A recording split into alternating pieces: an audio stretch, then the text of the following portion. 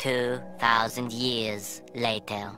Hello mga idol, welcome back to my channel, at kung bago ka pa lang dito ikaw ay aking inaanyayahan na mag-subscribe at pakiclick mo na rin ang bell icon para lagi kang updated at nauuna sa mga videong ina-upload ko. Balikan naman natin ang mga bagong update sa number 1 na teleserye ang FPJ Batang Quiapo. Fiesta ng Nazareno abala lahat ng tao sa Quiapo, pinatawag naman ni Colonel Suarez ang lahat ng polis para sabihin na mayroon silang lakad dahil may magbebentahan ng drugs sa Quiapo.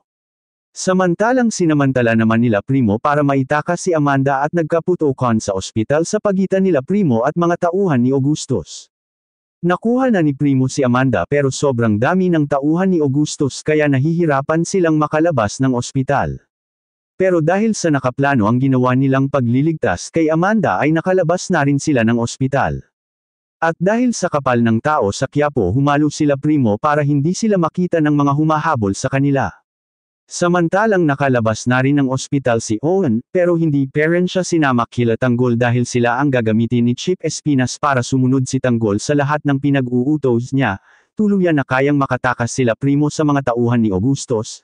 Matuloy kaya ang pagtakas nila Tanggol ngayong hawak na ni Chief Espinas si Owen at Bendot. Yan ang ating pakaabangan dito sa FPJ Batang Quiapo. Hanggang dito na lang, God bless you all.